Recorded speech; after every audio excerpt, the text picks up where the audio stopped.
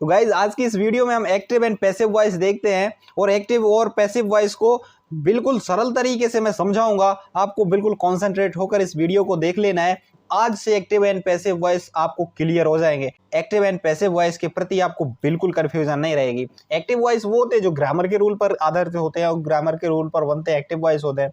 लेकिन जो passive voice के रूल्स होते हैं वो आज देखते हैं। यदि आपको टेंसेस नहीं आते हैं तो टेंसेस की वीडियो की लिंक मैंने इस वीडियो के डिस्क्रिप्शन में दे दी है, तो आप उसको देख सकते हो। और अब रही गाइस पैसिव वॉइस की बात, तो पैसिव वॉइस का सीधा फंडा है, पैसिव वॉइस है, पैसिव वॉइस हमेशा वर्ब की थर्ड फॉर्म के साथ आएगा। वर्ब की थर्ड फॉर्म के साथ ही हमेशा पैसिव वॉइस बनता है। अब गाइस अब ये पहले चार्ट समझो। ही को बाय हिम में, सी को बाय हर में, यू को बाय यू में ही रखेंगे। ओके, इसको चेंज नहीं करेंगे। इट को बाय इट को चेंज नहीं करते हैं। ओके, और यू को भी चेंज नहीं करते हैं। यू का ऑब्जेक्टिव केस में यू को बाय यू कर देते हैं। ओके, और किसी पर्सन का नाम हो, फॉर एग्जाम्पल अनिल, अनिल को बाय अनिल रखेंगे। ओके, किसी पर्सन का नाम हो उसको बाय लगा के ऑब्जेक्ट में रखेंगे। ओके, और वी को वाय एस में और दे को वाय देम में। ओके, ये चार्ट आपको रट लेना चाहिए। इससे जब आप पैसिव वॉइस बनाओगे तो आपको आसानी रहेगी। ओके, अब गाइज ये चार्ट देखना आपके लिए बहुत इंपॉर्टेंट है और यही चार्ट आपको सीखना बहुत ही जरूरी है। प्रेजेंट इंडेफिनिट टेंस की हेल्पिंग वर्ब डू डज, इसको पैसिव वॉइस बनाएंगे इज एम आर। ओके, अब इज एम आर आ जाए, लाइक जैसे प्रेजेंट कंटिन्यूअस टेंस का helping verb is am are है, इसको पैसिव वॉइस बनाते समय इज एम आर ज्यों का त्यों लिख देते हैं। क्या जोड़ देते हैं इसमें? बीइंग। ओके, बीइंग जोड़ देते हैं। गाइज मैं इसका मूल जड़ बता रहा हूं, ध्यान रहे। आपको ये बनाते समय, पैसिव वॉइस बनाते समय बिल्कुल कंफ्यूजन नहीं रहेगी। आप बस ये समझते जाओ। अब प्रेजेंट कंटिन्यूअस हो गया। अब present perfect tense, present perfect tense का helping verb has have. Okay, has have है, तो इसको पैसिव वॉइस बनाते समय हैज हैव बीन कर देना और कुछ नहीं करना है। ओके, और जब प्रेजेंट परफेक्ट कंटिन्यूअस टेंस का हैज या हैव बीन होता है हेल्पिंग वर्ब, तो इसको पैसिव वॉइस बनाते समय क्या करना है? कुछ नहीं करना है, इसको नो चेंज करना है। ओके, और यदि एक कंडीशन बनती है तो इसमें बीइंग जोड़ देते हैं। ओके, देखो अभी एक्टिव वॉइस चार बताए, present indefinite, present continuous, present perfect, present perfect continuous. अब प्रेजेंट परफेक्ट कंटिन्यूअस टेंस को चेंज नहीं करना है, तो पैसिव वॉइस कितने हुए? तीन। कौन कौन से? प्रेजेंट इंडेफिनिट और प्रेजेंट कंटिन्यूअस और present perfect. Present perfect continuous tense को पैसिव वॉइस बनाता ही नहीं है। ओके, उसको चेंज नो चेंज करते हैं तो उसका पैसिव वॉइस बनाते नहीं है। ओके, अब आते हैं पास्ट में। Past indefinite, past indefinite tense का हेल्पिंग वर्ब क्या होगा? डिड। अब इसको डिड का क्या बनेगा? वॉज या वर। ओके, वॉज या वर। अब पास्ट कंटिन्यूअस टेंस का ही वॉज वर होता है, तो इसमें क्या होगा? इसमें कुछ नहीं होगा, वॉज वर बीइंग जोड़ देना है प्लस बीइंग। ओके, और पास्ट परफेक्ट टेंस का हेड होता है तो उसको हेड बीन में चेंज कर देंगे। ओके, पास्ट परफेक्ट का जब हेड है हेल्पिंग वर्ब तो इसको पैसिव वॉइस बनाते समय हेड बीन कर देना है, कुछ नहीं करना है। और जब पास्ट परफेक्ट कंटिन्यूअस टेंस का हेल्पिंग वर्ब हेड बीन है तो इसको नो चेंज करना है। ओके, इसको बदलना नहीं है, तो इसका नो चेंज रहेगा। तो अब एक माइनस इधर से हो गया, तो कौन सा? Past perfect continuous, present perfect continuous. ये दो पैसिव वॉइस नहीं बनाने। अब पैसिव वॉइस हो गए 6 और एक्टिव वॉइस हो गए 8। अब फ्यूचर टेंस में आते हैं। फ्यूचर इंडेफिनिट टेंस का हेल्पिंग वर्ब विल, तो इसको पैसिव वॉइस बनाते समय विल बी।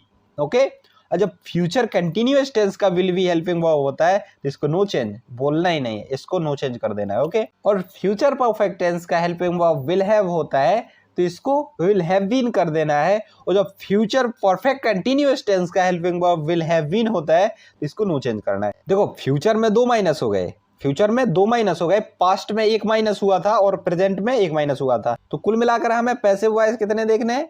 8 और एक्टिव वॉइस 12 है। ओके, अब गाइज उदाहरण के साथ समझते हैं। प्रेजेंट इंडेफिनिट देखते हैं पहले। मैं कार चलाता हूं, मैं कार चलाता हूं। I drive a car, I drive a car. Okay, car को हाईलाइट करना हो तो आई ड्राइव द कार बोल सकते हैं। किसी चीज को हाईलाइट करना हो वहां पर द का प्रयोग करते हैं। आर्टिकल डेफिनेट आर्टिकल दा होता है, तो डेफिनेट आर्टिकल का यूज कर सकते हैं।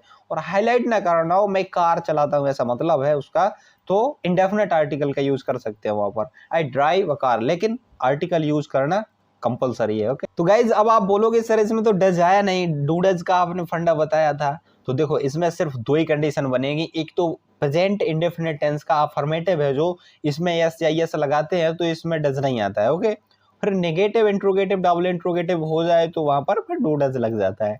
और एक कंडीशन होगी पास्ट इंडेफिनिट टेंस की। ओके, तो पास्ट इंडेफिनिट टेंस में अफर्मेटिव में सेकेंड फॉर्म का प्रयोग किया जाता है तो वहां पर डिड का प्रयोग नहीं होता है। ओके, उसके बाद नेगेटिव हो, इंट्रोगेटिव हो, डबल इंट्रोगेटिव, वहां पर डिड का प्रयोग किया जाता है। तो ऐसी दो ही कंडीशन बनेगी, प्रेजेंट इंडेफिनिट टेंस का अफर्मेटिव और पास्ट इंडेफिनिट टेंस का अफर्मेटिव। तो अब इसको बनाते समय इज एम आर कर देंगे, आई ड्राइव अ कार। तो अब अ कार ड्राइवन बाय मी, देखो पिछले चार्ट में हम लोगों ने पढ़ा आई का बाय मी होगा। ओके, आपको बस ध्यान देना पड़ेगा पैसिव वॉइस बनाते समय आपको थोड़ा एक्टिव वॉइस को थोड़ा स्ट्रक्चर उसको समझ लेना है कि सब्जेक्ट कौन है और ऑब्जेक्ट कौन है। देखो इसमें सब्जेक्ट आई है, मैं चलाता हूं, ये क्रिया है, और क्या चलाता हूं, कार, ये ऑब्जेक्ट है। तो अब इसको कार को पहले लाना है। ओके, पैसिव वॉइस बनाते समय कार को पहले लाना है। अ कार, इसको हाईलाइट करना हो तो द कार कर दो। Okay, a car driven by me, देखो अ कार ड्राइवन चलाई जाती है बाय मी, मेरे द्वारा। अ car driven by me, car मेरे द्वारा चलाई जाती है। तो पैसिव वॉइस में हमेशा के द्वारा होता है। ओके, मेरे द्वारा, उसके द्वारा, राज के द्वारा, महेंद्र के द्वारा, सूरज के द्वारा, किसी के भी द्वारा ऐसा काम किया जाए वहां पर पैसिव वॉइस होता है। उसके साथ हमेशा वर्ब की थर्ड फॉर्म ही आती है। दुनिया के कितने भी पैसिव वॉइस हो वहां पर वर्ब की थर्ड फॉर्म तो आनी है। प्रेजेंट कंटिन्यूअस का देखता हूँ, मैं कार चला रहा हूँ, I am driving the car. बोलेंगे यार मैं कार चला रहा हूँ। अब इसका हिंदी में पहले पैसिव वॉइस समझो, इसका हिंदी का पैसिव वॉइस क्या होगा, कार मेरे द्वारा चलाई जा रही है। ओके, तो कार मेरे द्वारा चलाई जा रही है। The car is been driven by me, the car is been driven by me. देखो इसमें बीन जोड़ दिया और कुछ नहीं। ओके, क्योंकि एक्टिव वॉइस में आई के अकॉर्डिंग एम आया है। ओके, और पैसिव वॉइस में कार के अकॉर्डिंग इज आया है। आपको कंफ्यूज नहीं होना है, car is, okay, car is driven by me. और इधर एक्टिव वॉइस में आई के अकॉर्डिंग हेल्पिंग वर्ब एम आया था। मैं कार चला चुका हूं, I have driven the car, I have driven the car, I have. अब हैव को जो कि बताया था कि हैव बीन में करना है। ओके, तो the car has been driven by me. अब देखो इसमें हैज क्यों आया, उधर हैव है तो वो सब्जेक्ट आई के अकॉर्डिंग हैव आया और इधर कार के अकॉर्डिंग हैज आया। ओके, तो the car has been driven by me. Past का देख लेते हैं, मैंने कार चलाई थी, I drove the car. I drove, drive का चूंकि सेकेंड फॉर्म यूज करेंगे ना, मैंने कार चलाई थी, आई ड्रोव द कार। और इसका पैसिव वॉइस बनाएंगे, the car was driven by me, the car was driven by me, car मेरे द्वारा चलाई गई थी। ओके, कार मेरे द्वारा चलाई गई थी। अब पास्ट कंटिन्यूअस का देखो, कार मैं चला रहा था या मैं कार चला रहा था। ओके, कैसा भी बोल सकते हैं। I was driving the car, I was driving the car, मैं कार चला रहा था। अब इसका पैसिव वॉइस देखेंगे, the car was being driven by me, देखो इसमें बीइंग जोड़ दिया, the car was being driven by me, car मेरे द्वारा चलाई जा रही थी। कितना मजा आ गया। देखो द कार चूंकि ऑब्जेक्ट रखते हैं सबसे पहले, वॉज बीइंग, देखो इसमें वॉज है, वर है, तो इसमें बीइंग तो जोड़ना है। The car was being driven by me, मैं कार चला चुका था, I had driven the car, मैं कार चला चुका था, I had driven the car. अब इसका passive voice, the car had been driven by me, car मेरे द्वारा चलाई जा चुकी थी, मैं कार चलाऊंगा। गाइस मजे की बात बताऊं, मैं एक ही एग्जाम्पल क्यों ले रहा हूं, क्योंकि आपको समझने में बिल्कुल आसानी रहे, आप समझ सको, बिल्कुल आसानी से समझ सको।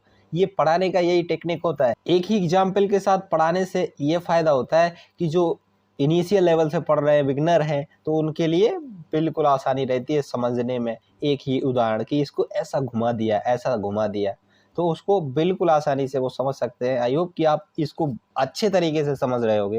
इसके लिए वीडियो को लाइक, एक चैनल को सब्सक्राइब कर दो, बस क्या है। अब देखते हैं, मैं कार चलाऊंगा तो I will drive the car, I will drive the car, इसको शॉर्ट में I will drive the car बोल सकते हैं, I will drive the car. Okay, will का 95% 100% यूज हो रहा है विल का। ओके, आई के साथ किताबें बोलती हैं आई और वी के साथ सेल का प्रयोग करते हैं। ओके, अब तो 95% 100% यूज कर दो विल आई के साथ। ओके, आयल कर दो शॉर्ट फॉर्म, खत्म कहानी। आयल कर दो, कोई समझ ही नहीं पाएगा इसमें सेल यूज किया है, विल यूज किया, oil, oil drive the car. अब इसका पैसिव वॉइस हिंदी में क्या होगा, सोचो आप। कार मेरे द्वारा चलाई जाएगी, कार मेरे द्वारा चलाई जाएगी। The car will be driven by me, the car will be driven by me, car मेरे द्वारा चलाई जाएगी। अब इसका कंटिन्यूअस तो बनेगा नहीं, इसको नो चेंज करते हैं ना। अब इसका परफेक्ट देख लेते हैं। इसका मैं सिर्फ ओनली सब्जेक्ट चेंज करूंगा। ओके, वह कार चला चुकी होगी, वह कार चला चुकी होगी। देखो मैं की जगह वह कर दिया। ओके, और चूंकि चला चुकी होगी, इधर जेंडर क्लियर कर दिया कि चुकी होगी, जो जेंडर है जो फीमेल जेंडर है। ओके, तो अब वह कार चला चुकी होगी। She will have driven the car, she will have driven the car, वह कार चला चुकी होगी। अब इसका पैसिव वॉइस आप सोचो हिंदी में, इंग्लिश में तो मैं बताऊंगा, आप हिंदी में सोचो इसको। कार उसके द्वारा चलाई जा चुकी होगी, कार उसके द्वारा चलाई जा चुकी होगी। The car will have been driven by her, चूंकि हर है जो इसको सी का मैंने बताया कि बाय हर होता है। Okay, the car will have been driven by her, the car will have been driven by her, car उसके द्वारा चलाई जा चुकी होगी। और गाइस ये थी आज की एक्टिव एंड पैसिव वॉइस की वीडियो। ये वीडियो यदि आपको समझ में नहीं आई तो मैं फिर आपको बोर्ड पर समझाऊंगा। ओके, बोर्ड पर जो वीडियो लंबी हो कितनी हो, इसको मैं इजी तरीके से समझाऊंगा। ओके, तो आज के लिए बस इतना ही। कल मिलते हैं नए अंदाज में किसी नए टॉपिक के साथ, तब तक के लिए बाय बाय।